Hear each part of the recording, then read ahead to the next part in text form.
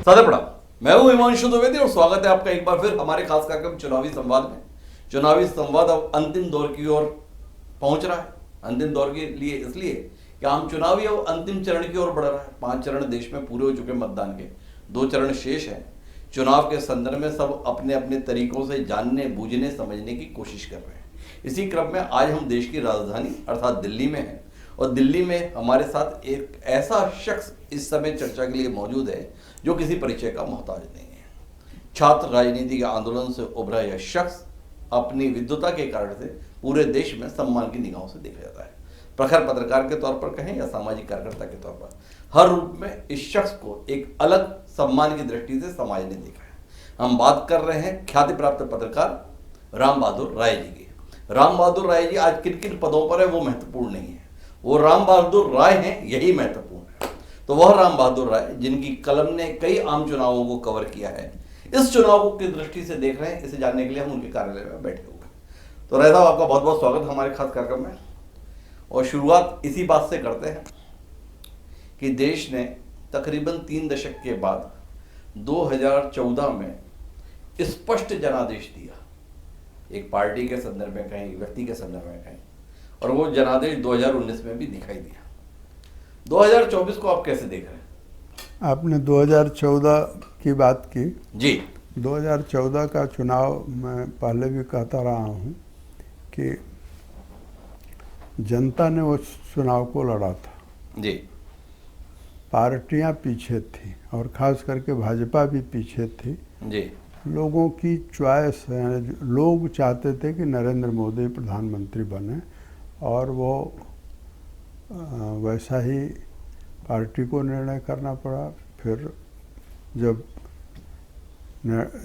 मतदान का नतीजा आया तो उसमें भी ये सामने आया कि एक उस समय लोगों की आकांक्षा थी कि एक स्थिर सरकार बने, एक ऐसा नेतृत्व आए जो देश की आकांक्षाओं को पूरा कर सके।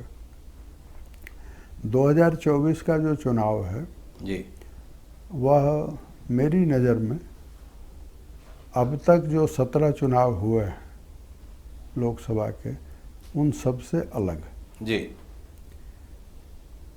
किस मायने में अलग है ये मैं आपसे बताने की कोशिश करूँगा जी। जैसे 2019 के चुनाव में मैंने कई बार लोगों से कहा कि जिस तरह से 1957 के चुनाव में, 1952 के चुनाव में जवाहरलाल नेहरू के समकक्ष, उनके बराबर या कुछ उनसे बड़े कई नेता थे जी, लेकिन 1957 में जवाहरलाल नेहरू के सामने कोई नहीं था और उनकी लोकप्रियता 1952 की तुलना में 57 में ज़्यादा थी जी। उसी तरह से 2019 के चुनाव में नरेंद्र मोदी की लोकप्रियता 2014 से ज़्यादा थी। 2024 का जो चुनाव है वो इस अर्थ में अलग है कि 1962 में अगर जवाहरलाल नेहरू की लोकप्रियता थी वो नीचे जा रही थी जी। उनके सारे प्रयोग विफल हो रहे थे और इस कारण से उनके नेतृत्व पर सवाल उठने लगे थे। दूसरी तरफ 2024 के चुनाव में प्रधानमंत्री नरेंद्र मोदी की लोकप्रियता 19 की तुलना में ज़्यादा है जी। उनकी उपलब्धियां ज़्यादा हैं और जीवन का कोई ऐसा क्षेत्र नहीं है जिसमें कि कोई कहे कि यहाँ काम नहीं हुआ जी, चाहे जो भी क्षेत्र हो जी। तो मैं ये कहूँगा कि सबसे पहले 2024 का चुनाव नरेंद्र मोदी स्वयं अपनी उपलब्धियों के पहाड़ पर खड़े होकर लड़ रहे हैं जी। और उनके सामने जो महागठबंधन है, तो महागठबंधन हमारे यहाँ 2-3 बार बने जी। पहली बार महागठबंधन बना 1971 में जी। 4 दलों का वो महागठबंधन था। उसकी क्या गति हुई आपको याद होगा। जी उसी तरह से दूसरा महागठबंधन बना 89 में। जी। तो उस महागठबंधन के पीछे 3 ताकतें थी। स्वयं इंडियन एक्सप्रेस और रामनाथ गोयनका उसके पीछे पूरी ताकत से खड़े थे। दूसरा मुद्दा था उसके पास, और सबसे साफ सुथरे प्राइम मिनिस्टर के सामने बोफर्स का आरोप था, उन पर ही वो चिपक गया था। जी, मिस्टर क्लीन पर। अब ऐसी सूरत में जो नेतृत्व उन्हीं का सबसे ईमानदार व्यक्ति उनका प्रतिद्वंदी हो गया जी। और इस तरह से जो महागठबंधन बना, हालांकि उसका नाम महागठबंधन नहीं था जी। उसका नाम था राष्ट्रीय मोर्चा। जी। और राष्ट्रीय मोर्चे ने सीपीएम और या लेफ्ट और जनसंघ के साथ या बीजेपी के साथ तालमेल किया। जी। 2024 के चुनाव में शुरू में ये जिस रणनीति से महागठबंधन बनाने की कोशिश हुई, वो रणनीति धीरे धीरे ध्वस्त होती चली गई। जी। जैसे मैं उदाहरण के लिए आपको कहूँ तो शुरू में 28 राजनीतिक दल थे महागठबंधन में। जी। आज कहने के लिए 22 हैं। जी। लेकिन महागठबंधन पूरे देश में अगर आप देखें तो 2-1 राज्यों में प्रभावी दिखता है। जी। नहीं तो कहीं है नहीं, बल्कि एक दूसरे के से लड़ रहे हैं। जी। और हद तो तब हो गई जी। जब कल परसों खड़गे साहब ने अधीर रंजन चौधरी। को, हाँ, अधीर रंजन चौधरी को कुछ कहा कि संयम में रहो, जी। तो खड़गे के पोस्टर पर जी। लोगों ने कालिक पोत दी। अब इसका ये एक ऐसा कहना चाहिए कि लक्षण है जिसमें कांग्रेस के लीडरशिप पर कांग्रेस ही सवाल खड़े कर रही है। जी। दूसरा, कांग्रेस में भगदड़ है। रोज कोई ना कोई बहुत महत्वपूर्ण नेता कांग्रेस से निकल रहा है और जा रहा है तो ज़्यादातर बीजेपी में जा रहा है। जी। तो 2024 के चुनाव में विपक्ष के पास कोई मुद्दा नहीं है। जी।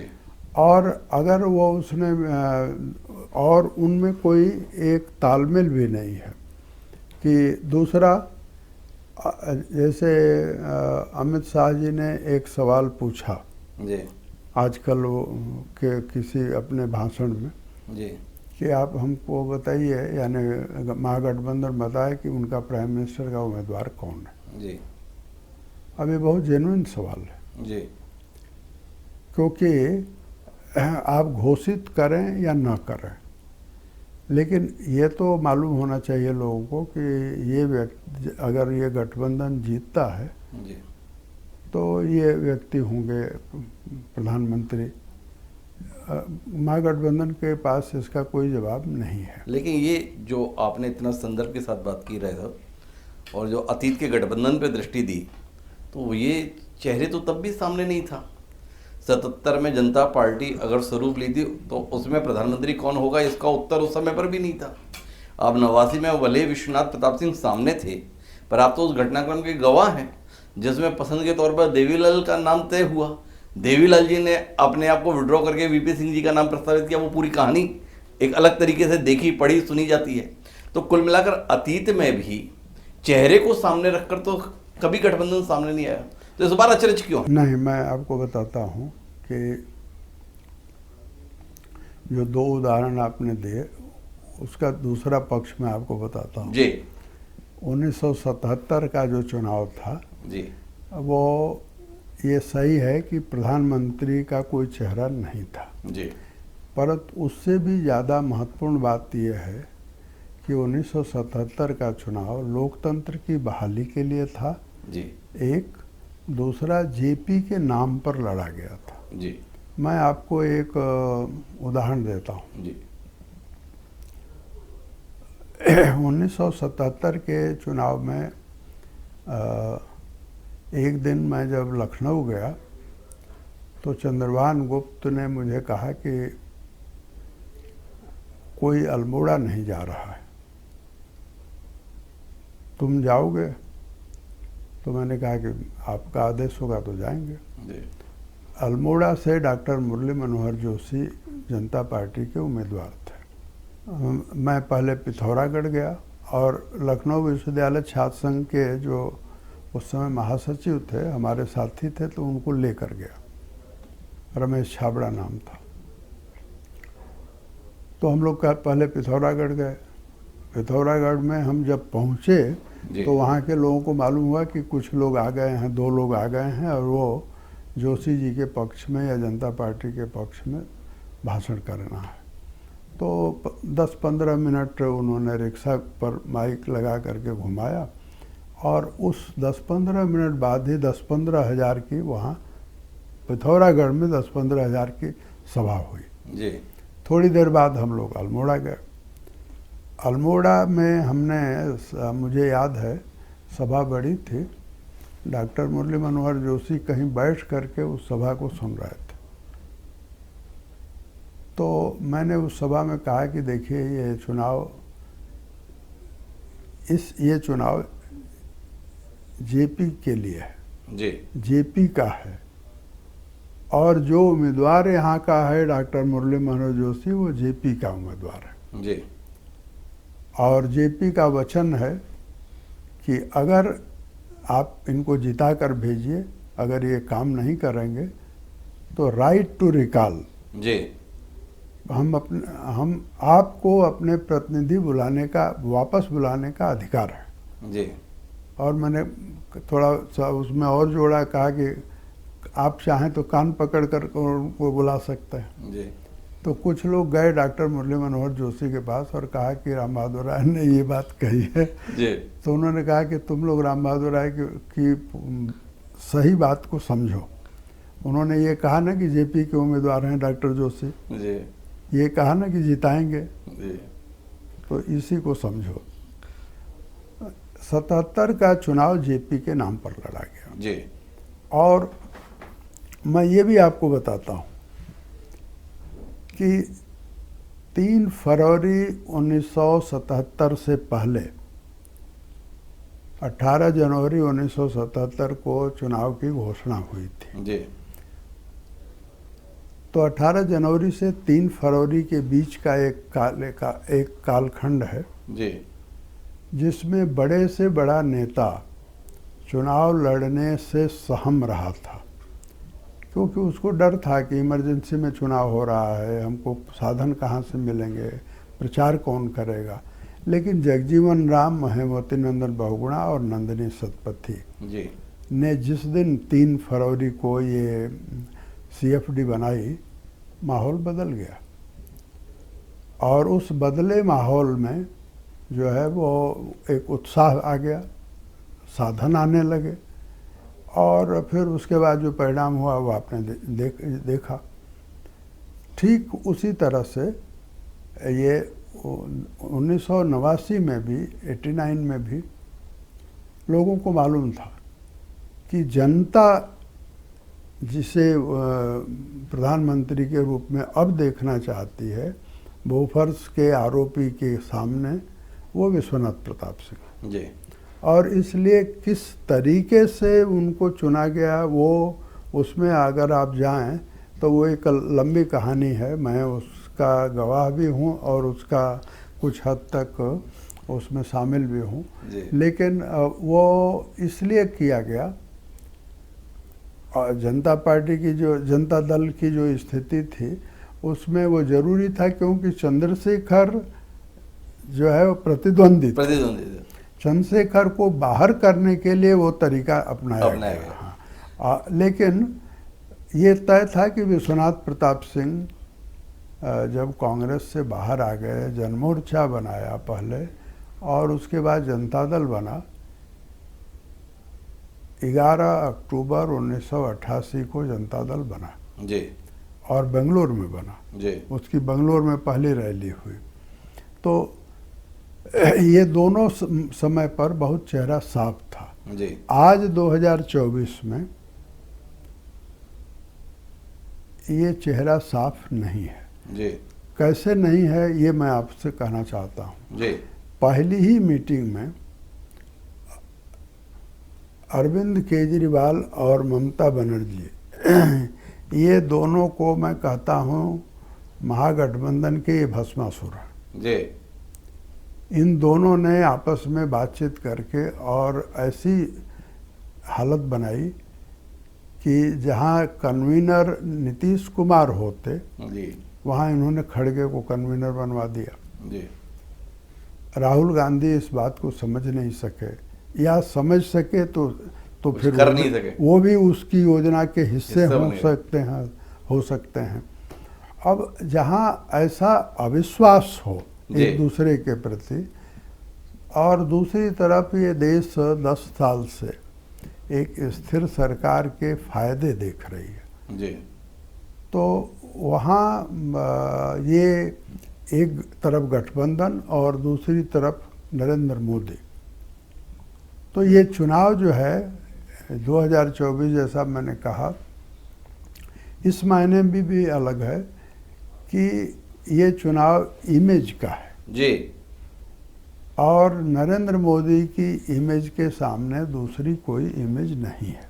मेरा सवाल है आपसे, आप इस सरकार की उपलब्धियों को सराह रहे हैं, नरेंद्र मोदी की छवि को भी आप साफ सुथरा और बेहतर बता रहे हैं, भारतीय जनता पार्टी की संगठन के स्तर पर आप सराहना करते ही हैं, तो फिर भारतीय जनता पार्टी इन दागियों के लिए कालीन क्यों बिछा रही है? राम बहादुर राय जी के जहन में ये सवाल आता होगा ना, 2019 में जिस अशोक चौहान के लिए नरेंद्र मोदी सार्वजनिक रूप से भाषण देते हैं, ये अशोक चौहान को लोकसभाओं में प्रत्याशी बनाकर कांग्रेस कौन सा उदाहरण प्रस्तुत करना चाह रही है जो विधवाओं के मकान खा गया? 2024 में वो अशोक चौहान भाजपा के टिकट पर राज्यसभा का सदस्य हो गया। राम बहादुर राय जी इससे परेशान नहीं हुए? मैं इसलिए परेशान नहीं हुआ क्योंकि मैं बीजेपी में नहीं हूँ।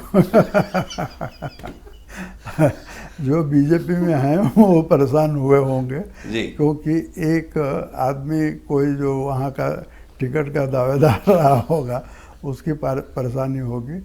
लेकिन देखिए, राजनीति में आप जो सवाल पूछ रहे हैं उसका संबंध धर्म से है। जी। लेकिन हम लोग बात कर रहे हैं चुनाव की राजनीति पर। जी। और चुनाव की राजनीति में विजय सत्य होता है। जी। और धर्म में सत्य विजय होती है। जी। तो ये जो चुनावी राजनीति है वो एक तरह से उसी तरह का है जैसे महाभारत। जी। और उसमें महाभारत में आपको अनेक किस्से ऐसे मिल जाएंगे जो धर्म की कसौटी पर वो खरे नहीं होते। ऐसी क्या मजबूरी आन पड़ेगी जो राम को लाए हैं वो कृष्ण नीति पर चलने के लिए बाध्य हो रहे हैं? हाँ, ये इसलिए क्योंकि समय का जो तकाजा है। जी।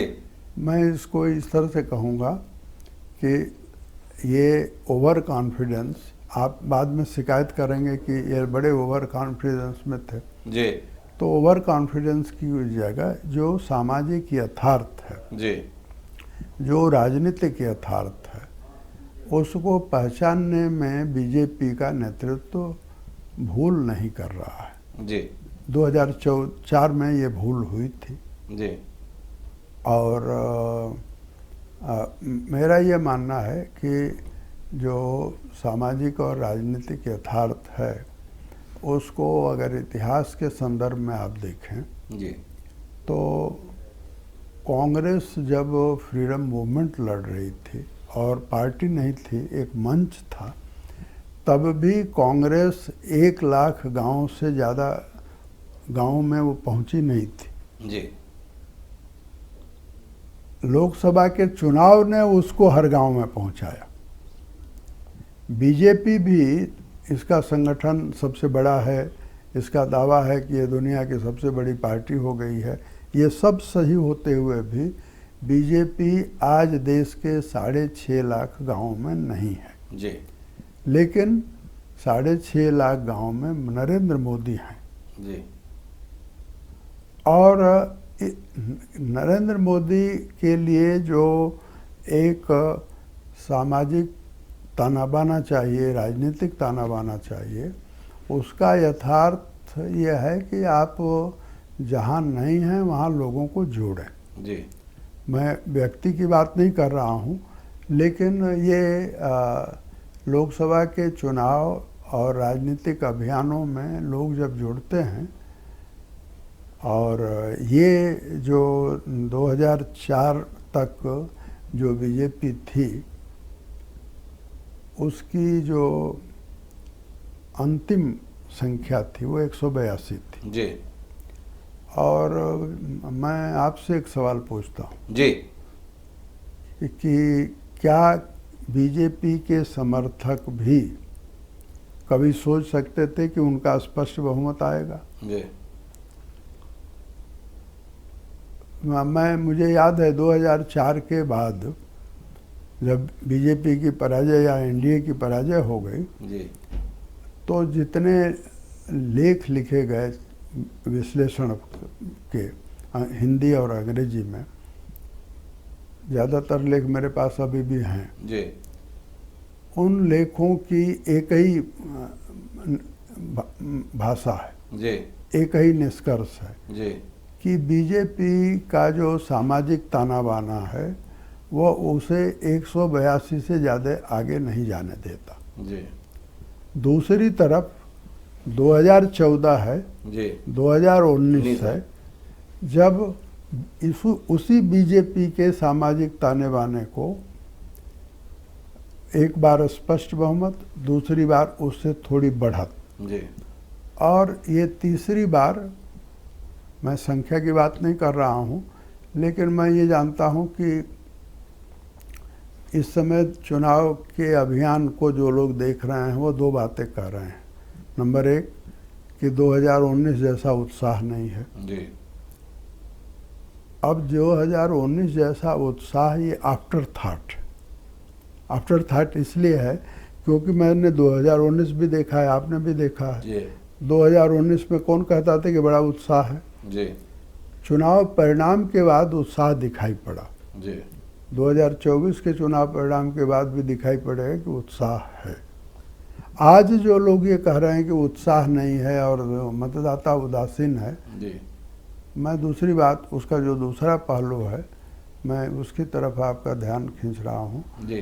कि लोगों ने मन बना लिया है और लोगों को मालूम है कि ये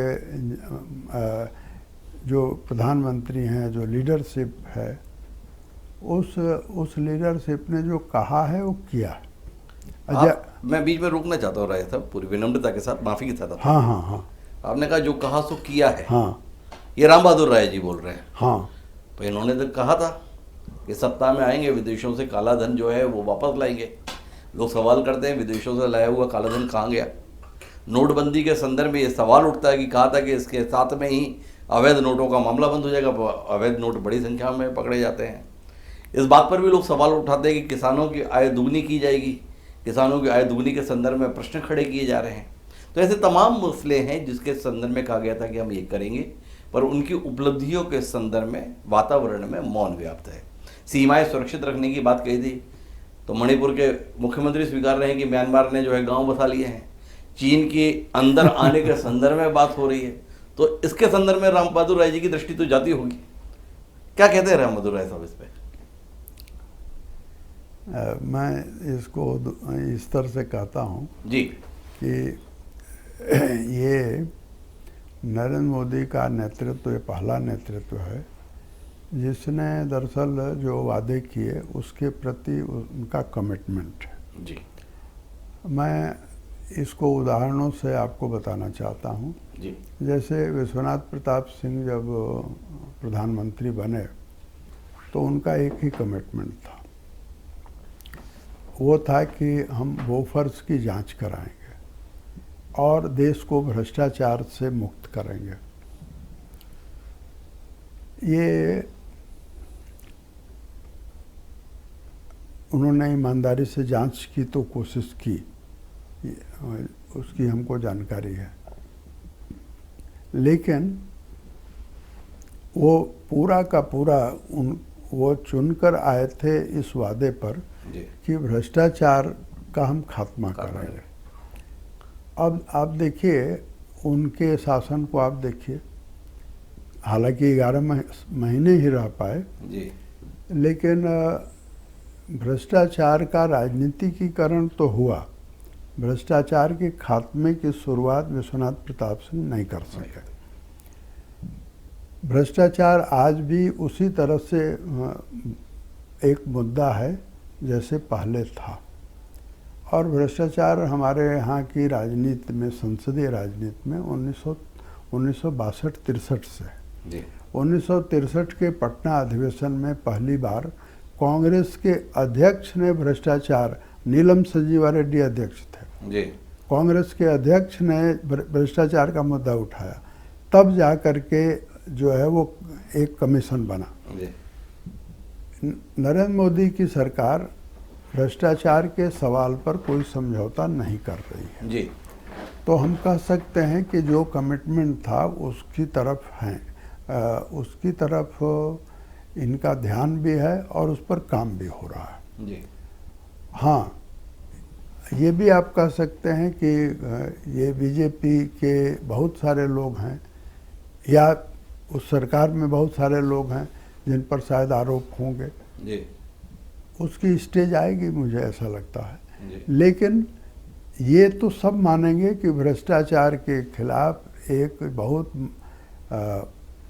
व्यवस्थित तरीके से जो भ्रष्टाचार को डील करती हैं एजेंसियां, चाहे वो सीबीआई हो या ईडी हो, वो काम कर रही हैं। अच्छा, और जी, अब हम अतीत से कुछ चीज़ें समझ सकते हैं जी, जैसे पीवी नरसिंह राव ने भी कुछ कार्रवाई की थी जी, लेकिन कब की थी? जब चुनाव घोषित हो गया तो उसका कोई असर नहीं पड़ा।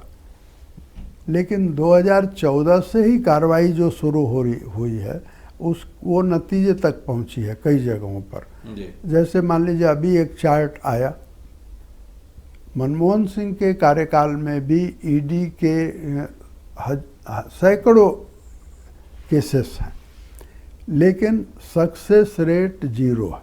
जी, नरेंद्र मोदी के कार्यकाल में ईडी की कार्रवाई हजारों में है, जी, सक्सेस रेट भी 28% है। जी, ये जो सक्सेस रेट है ये बताता है कि हाँ, भ्रष्टाचार के खिलाफ कार्रवाई हो रही है। और ईडी की जो कार्रवाई मनमोहन सिंह के ज़माने में थी, जातियाँ भी थी लेकिन कोई एक भी केस वो साबित नहीं कर सके। तो मैं बीच में हस्तक्षेप करना चाहूँगा। अब जो आरोप ये रहता है कि मनमोहन सिंह के समय जो कार्रवाइयाँ थी उनमें कुछ अपनों पर भी कार्रवाइयाँ थी, अपने साथ जुड़े हुए लोगों पर भी कार्रवाइयाँ थी। विपक्ष का ये आरोप है मौजूदा सरकार के ऊपर कि ये कुल मिलाकर एजेंसियां हमारे खिलाफ हथियार है, विपक्ष के जहां पे सरकार है उनके खिलाफ कार्रवाई करने के लिए, विपक्ष के नेताओं को टारगेट करके करने के लिए है। आप इस पे क्या दृष्टि रखते हैं? देखिए, ये इस आरोप में सच्चाई भी हो सकती है लेकिन कार्रवाई हो रही है, ये एक पॉजिटिव पक्ष है जी। और कार्रवाई अगर निरंतरता में चले, जब उसकी आप छानबीन करेंगे, रिसर्च करेंगे तो आप पाएंगे कि नरेंद्र मोदी के करीब जो लोग हैं उन पर भी कार्रवाई हो रही है। और ऐसे में मैं ऐसे थोड़ा और विस्तार आपसे चाहता हूँ वरिष्ठ संपादक और रहते कि ये आप बचाव की दलील के तौर पर देखते हैं कि भाई उन पे कार्रवाई नहीं हुई, हम पे कार्रवाई हो रही है, या आप ये देखते हैं कि बेकसूर लोगों पर कार्रवाई हो जा रही है, या आप ये देखते हैं कि कसूर तो कर रहे हैं पर इस बात से परेशान है कि हमारे कसूर को पकड़ा जा रहा है, अपने लोगों के कसूरों को नहीं पकड़ा जा रहा है? मेरा यही कहना है कि देखिए, जो जहाँ तक मेरी जानकारी है जी, पहली बात यह है कि एजेंसियों को पर अगर राजनीतिक दबाव होगा तो एजेंसियां अलग ढंग से काम करती हैं। जी, एजेंसियों को जब आप फ्री हैंड देते हैं तो वो दूसरे ढंग से काम करती हैं। मैंने इसको खूब ठीक से देखा है, जी, स्वयं हमारा इसका अनुभव है मैं आपको एक घटना सुनाना चाहता हूँ। जी। काशी हिंदू विश्वविद्यालय में तब मैं विद्यार्थी परिषद का कार्यकर्ता था जी। और एक हमारा ही साथी जो काशी हिंदू विश्वविद्यालय छात्र संघ का अध्यक्ष था, वो मारा गया। जी। अखबारों में बहुत सारी खबर छपी, तो मैं उस समय वहाँ के जो बनारस के जिला के कलेक्टर थे और एसएसपी थे, वो दोनों के पास में गया और मैंने कहा कि ये जो खबरें छप रही हैं उसके बारे में आप लोगों की क्या सलाह है। जी। तो उन्होंने कहा कि खबरें झूठ छप रही हैं, लेकिन अगर ये केस पुलिस के पास होगा, राज्य पुलिस के पास होगा, तो वे लोग पकड़े जाएंगे जो कि इसमें बेगुनाह है। इसलिए आप कोशिश करिए कि ये सीबीआई को सौंप दिया जाए। और सीबीआई को सौंपा गया तो वही लोग पकड़े गए जिन्होंने उसमें हिस्सा लिया था, उनकी हत्या में शामिल थे। ठीक उसी तरह से यानी एजेंसियों को आप अगर फ्री छोड़ दें, जैसे मनमोहन सिंह के कार्यकाल में मैं आपको कह सकता हूं कि एनआईए, ईडी और सीबीआई राजनीतिक मकसद से कार्रवाई कर रही थी और उसका निर्णय, उसका संचालन 10 जनपद से होता था जी। प्रधानमंत्री कार्यालय से नहीं होता था, जबकि ये सब एजेंसियां प्रधानमंत्री कार्यालय, प्रधानमंत्री के अधीन है। इस समय मैं कई, जैसे अभी 2-3 दिन पहले जो चीनी कंपनी है मोबाइल वाले जी, उस कंपनी का जो पार्टनर है वो पकड़ा गया जी। उसके लिए प्रधानमंत्री के सहयोगियों में कई लोगों ने उनसे उसके लिए उनको जाकर मिल करके कहा कि बचाना है इसको, फिर उस पर कार्रवाई हुई है जी। और ऐसे अगर कई, मैं एक केस तो तुरंत अभी 2-3 दिन पहले की बात जी। मैं ये कहना चाहता हूँ कि एजेंसियाँ स्वतंत्र होकर काम कर रही हैं, उनकी एक क्षमता है, उनके पास जितने साधन हैं उसके आधार पर वो कार्रवाई कर रहे हैं और ठीक कार्रवाई कर रहे हैं। चुनाव आयोग की आचार जो उसमें बीजेपी के लोग भी हैं, उसमें विपक्ष के भी हैं। चुनाव आयोग की आचार संहिता कहती है, देश के संविधान से भी ध्वनि आती है कि धर्म के आधार पर चुनाव नहीं होना चाहिए, हिंदू मुसलमान नहीं होना चाहिए, पर हिंदू मुसलमान इस चुनाव में भी ठीक से हो रहा है। ये हिंदू मुसलमान ज़्यादा कौन कर रहा है, सत्तारूढ़ दल के प्रमुख या विपक्ष कर रहा है? क्या कहती है राय साहब की दृष्टि? मैं बताता हूँ आपको, मैं आपको एक छोटी सी किताब अभी दूंगा जी। मेरा ये अनुमान था कि इस चुनाव में संविधान एक मुद्दा होगा जी, और इसलिए चुनाव से बहुत पहले प्रधानमंत्री ने जो 2010 से जी 2023 तक संविधान के बारे में भाषण किए हैं, उसको हमने संकलित करके और उस पर हमने एक लंबा संविधान की जो हमारी समझ है वो मैंने लिखा और उसका टाइटल दिया नए भारत का सामवेद जी। यानी जो हमारा संविधान है उसको प्रधानमंत्री नरेंद्र मोदी नए भारत का सामवेद कहते हैं जी। और वेदों में सामवेद वह है जो गाया जाता है, जो गाया जा सकता है जी। अच्छा, यानी वो संगीत है एक। अब जो व्यक्ति संविधान को संगीत मानता है, संविधान को दरअसल पहली बार किसी प्रधानमंत्री ने संविधान को संविधान का सम्मान दिया जी। आप मुझे बताइए कौन प्रधानमंत्री है जिसने संविधान को संविधान का सम्मान दिया हो? जी। संविधान बनाने के बाद सब भूल गए उसको। जी। नरेंद्र मोदी आए तो उन्होंने संविधान दिवस शुरू करवाया।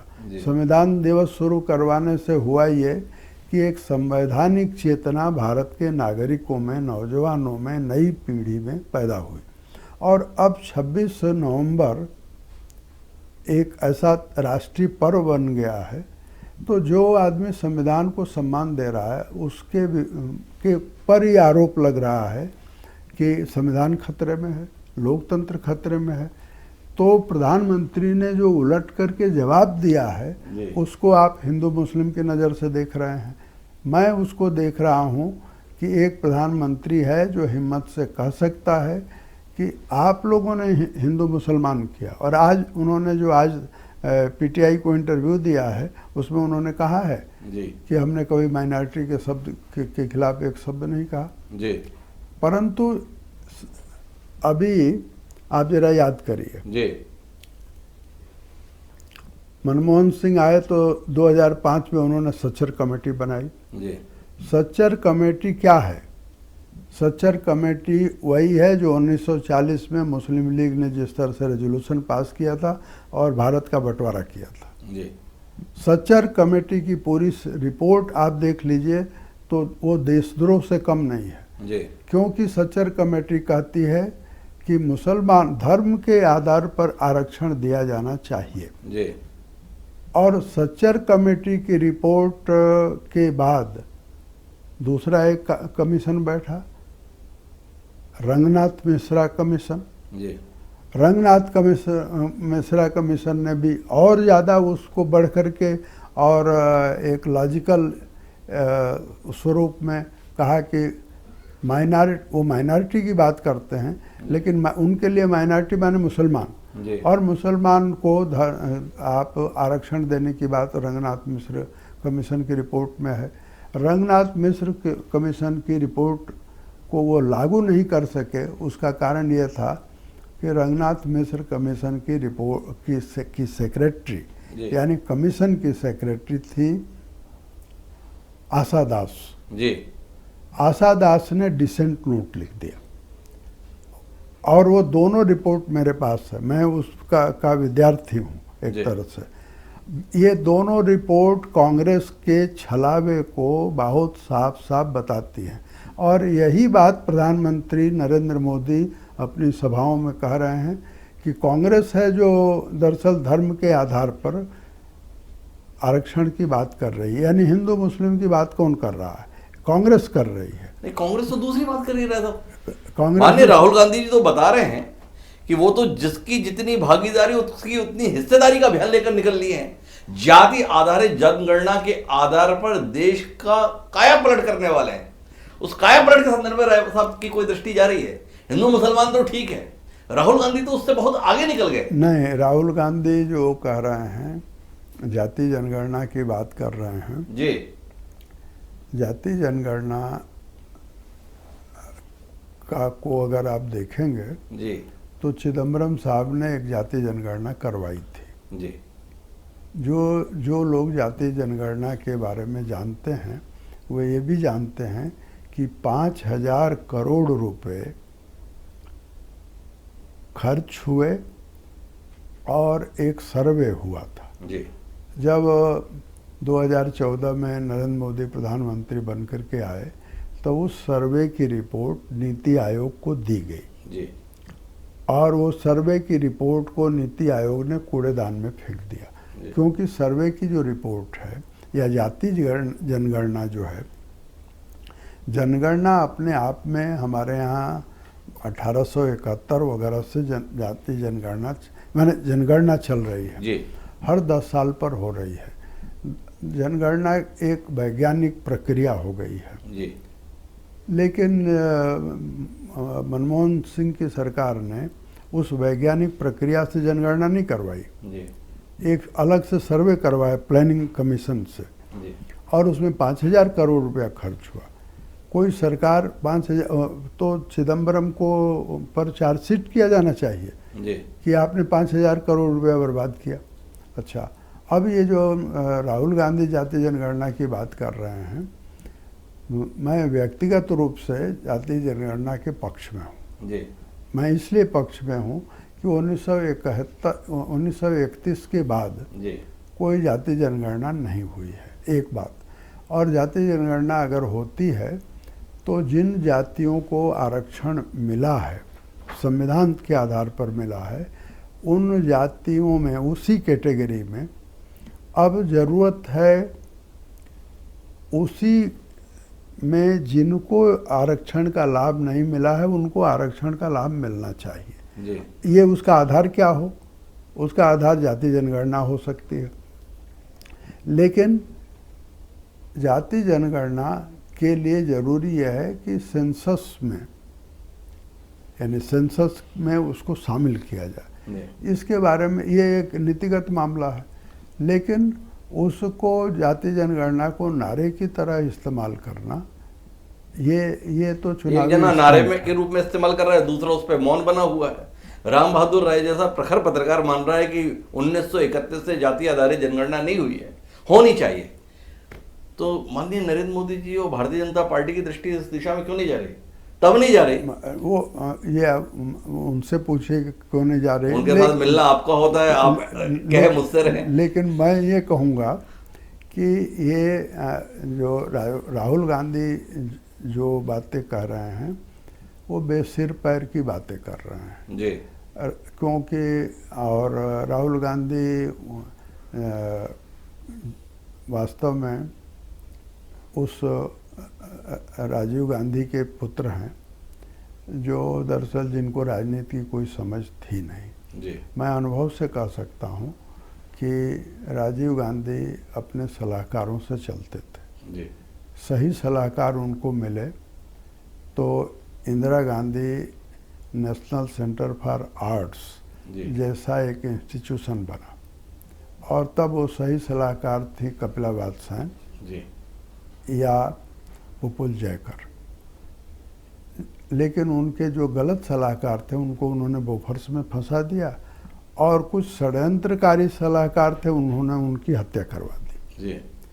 आज भी कांग्रेस अगर उसकी फिर से जांच हो तो कांग्रेस के दफ्तर में बैठा हुआ एक महामंत्री उनको उड़ीसा से भेज रहा है श्री पेरुम्बदुरपुर, और तमिलनाडु का उस समय का गवर्नर विषम नारायण सिंह प्रोटोकॉल सब तोड़ करके राजीव गांधी को सलाह दे रहे हैं कि आप वहाँ मत आइए, आपके जीवन को खतरा है। उस राजीव गांधी के पुत्र हैं राहुल गांधी जी। 56 साल की उम्र में कोई पूछ रहा है कि आप शादी कब करेंगे तो कहते हैं कि जल्दी करेंगे।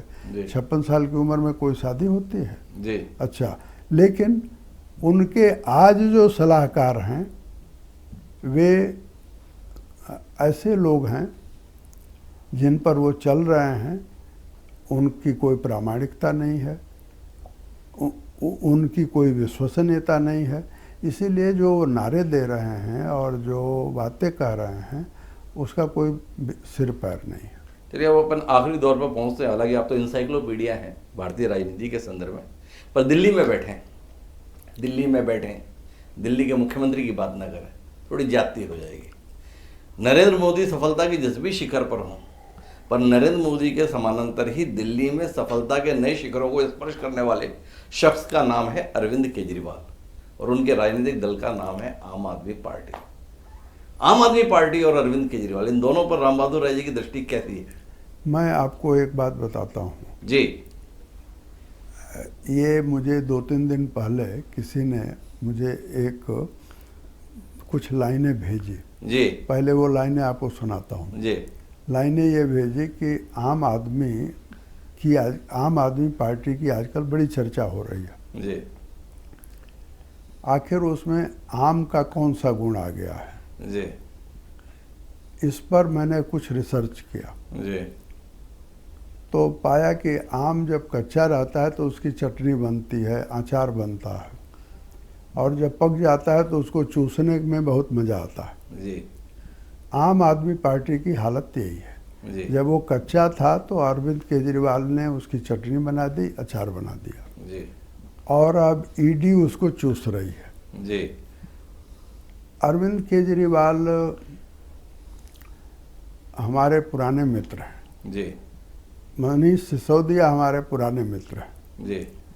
और विभव जिनकी आजकल चर्चा हो रही है, मनीष जब हमारे घर आते थे कि अरविंद केजरीवाल जब हमारे घर आते थे, जब ये लोग परिवर्तन नाम की संस्था चलाते थे, स्वराज अभियान चलाते थे, तो कई बार हमारे घर ही आते थे, बातचीत करते थे। विभोर नीचे हमारे घर के नीचे खड़ा रहता था जी, गाड़ी के पास। अच्छा, ये लेकिन जब मैं आपको बताऊं कि जो पहला धरना हुआ 2011 में, तो आपको केवल मैं याद दिला रहा हूँ जी, आलोक तोमर की मृत्यु हो गई थी जी, तो मनीष सिसोदिया ने मुझे कहा कि हम लोग आपके घर आ रहे हैं, एक गाड़ी आपकी होगी और एक हमारी होगी, तो हम लोग चलेंगे आलोक तोमर के दाह संस्कार में। जब दाह संस्कार समाप्त हुआ तो हम लोग चलने लगे, तो मनीष ने मुझे कहा कि जल्दी ना हो तो हम लोग थोड़ी देर के लिए जंतर मंतर चलें, अरविंद वहाँ इंतज़ार कर रहे हैं जी। तो हम लोग गए। अब इन सबों को उस समय ये भी तमीज़ नहीं थी कि धरना का मंच कहाँ बनेगा जी, मैंने उनको कहा कि वो सड़क को घेर रहे थे जी, सड़क को घेरना चाहते थे, इसलिए सड़क को घेरना चाहते थे कि उनको विश्वास नहीं था कि समर्थन मिलेगा। तो मैंने कहा कि ये 7 जंतर मंतर का जो गेट है उसके बगल में बहुत बड़ा चबूतरा जैसा है, जी, दीवार से लगा हुआ, वहीं पर धरने होते हैं, वहीं मंच लगता है, बड़े बड़े लोगों का मंच लगा है वहाँ, आप भी मंच बनाओ। तो खैर वो मैं ये कहना चाहता हूँ कि शुरू में इनके इरादे ठीक थे जी, लेकिन एक स्टेज के बाद जब इनको जनसमर्थन का दिखा तो इनके इरादे बदलने लगे और ये राजनीतिक दल बनाएंगे, इसको हमने सबसे पहले भांपा जी, इसलिए हमने इनसे नाता तोड़ा। हम कभी उनके मंच पर नहीं गए, जबकि हमारे पास लोग आते थे जी, कि आप चलिए। मैंने कहा कि नहीं, मैं जानता हूं कि ये आदमी अब राजनीतिक दल बनाने जा रहा है और राजनीतिक दल बनाने के बाद आप जरा देखिए कि इस आदमी ने मोहल्ला सभा बनाई, ग्राम सभा बनाई या उसके वादे किए। जी, अरविंद केजरीवाल ने जो जो वादे किए हैं वो सब धोखे की टट्टी है जी, और अब उनके खिलाफ जो सबूत हैं, पहली बात यह है कि केवल वे लोग उनके साथ रह गए हैं जिनके अब वेस्टेड इंटरेस्ट। जी, स्वाति मालीवाल की जो घटना है वो अभी तो शुरुआत हुई है। स्वाति मालीवाल उन लोगों में से है जो मनीष से भी पहले उनके साथ है। और मेरे पास एक डॉक्यूमेंट आया है अभी कल ही, एक बजाज करके व्यक्ति है जो बिजनेस टुडे में वो पत्रकार था जी, 2 साल अरविंद केजरीवाल के साथ रहा है, उसने पूरी कहानी भेजी है। कुल मिलाकर के जो अरविंद केजरीवाल पर आरोप हैं, उन आरोपों से उनको लोगों को बताना पड़ेगा कि वो आरोप गलत हैं या सही हैं। हर आरोप के सबूत हैं जी, और मुझे ऐसा लगता है कि जिस तरह से उन्होंने लोगों को धोखा दिया है, लोगों को गुमराह किया है और ये दिल्ली के सफलता को वो देश भर में उसका प्रयोग करना चाहते थे, धोखा दे करके। जी, वो धीरे धीरे उजागर हो रहा है।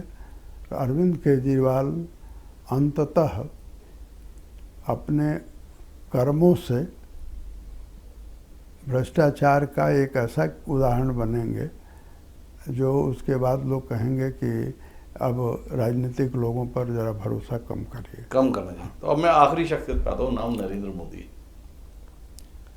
नरेंद्र मोदी की शख्सियत से आप प्रभावित हैं। नरेंद्र मोदी पहले से भी ज़्यादा लोकप्रिय हैं, ये आप कह चुके हैं। ये चुनाव पूरी तरीके से नरेंद्र मोदी के कंधों पर ही लड़ा जा रहा है। 417 सीटों पर भारतीय जनता पार्टी लड़ रही है और भारतीय जनता पार्टी के नेता आके बोलते हैं कि 417 सीटों पर नरेंद्र मोदी लड़ रहे हैं। आप व्यक्ति को मत देखिए।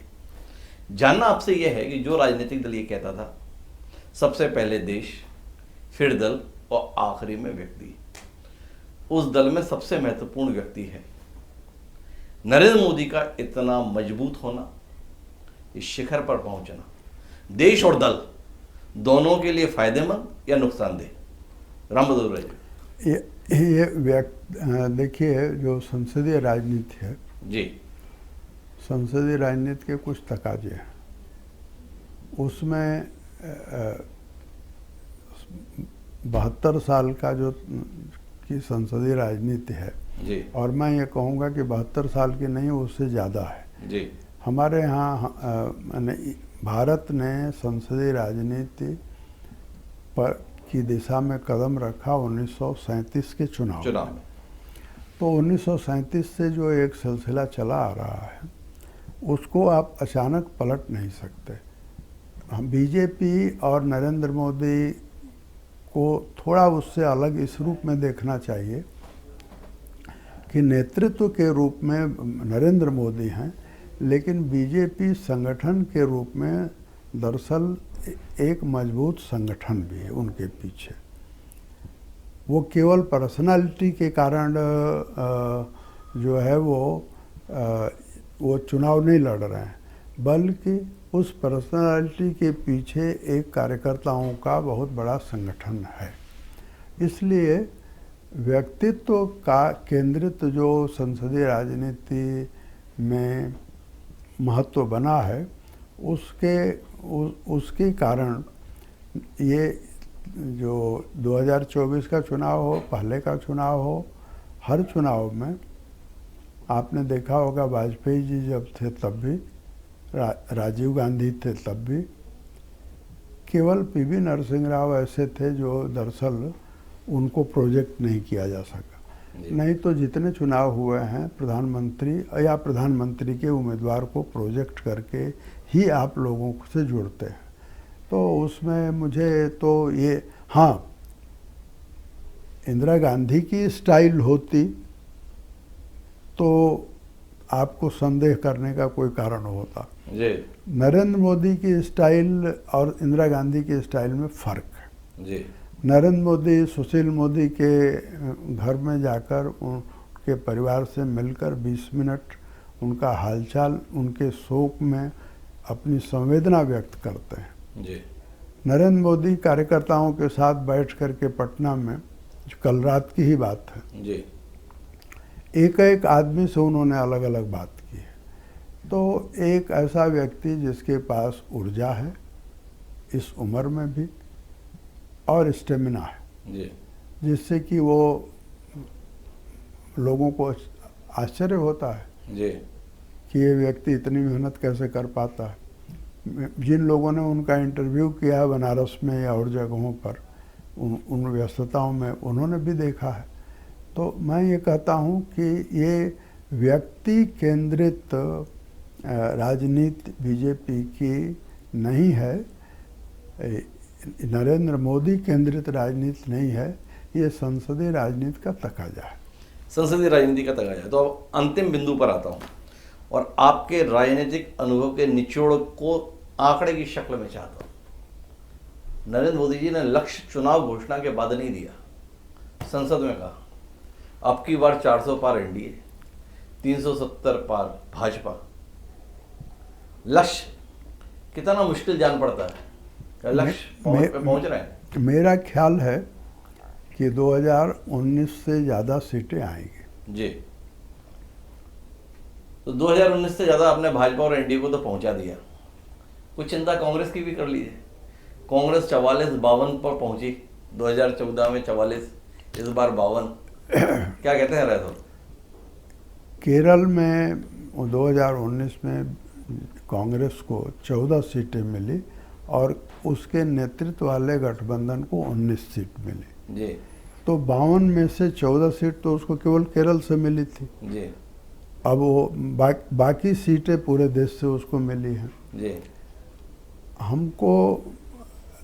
हम चाहते हैं कि कांग्रेस को ज़्यादा सीटें मिले, मेरी अपनी व्यक्तिगत राय ये है कि कांग्रेस का नेतृत्व चाहे जो कोई करे, लेकिन कांग्रेस इस देश का वह राजनीतिक दल है जिसकी एक परंपरा है, और अगर संसदीय लोकतंत्र को दो पहिए पर चलना है तो कांग्रेस को मजबूत होना चाहिए। कांग्रेस में आत्मविश्वास की कमी है। कांग्रेस उन लोगों के साथ खड़ी है जो उनके लिए भस्मासुर साबित हो रहा है जी। कांग्रेस सपा के साथ खड़ी है जी। और सपा की ताकत कांग्रेस की ताकत है जी। कांग्रेस इसको समझने के लिए तैयार नहीं है। कांग्रेस ने जिन लोगों के साथ हाथ मिलाया है, बेहतर होता, मैं ऐसा समझता हूं कि कांग्रेस अकेले लड़ती तो वो ज़्यादा सीटें पाती। आज कांग्रेस जिन कंधों का सहारा लेकर के आगे बढ़ने की कोशिश कर रही है, इसका मतलब है कि कांग्रेस के नेतृत्व में आत्मविश्वास नहीं है। और कांग्रेस ने एक अच्छा काम किया कि खड़गे साहब को अध्यक्ष बनाया। कांग्रेस में मैं ये मानता हूँ कि खड़गे ऐसे नेताओं में से हैं जो बेदाग हैं, जो पढ़े लिखे हैं और लोगों का जनता से जिनका के संबंध भी है, परंतु उनके हाथ बंधे हुए हैं।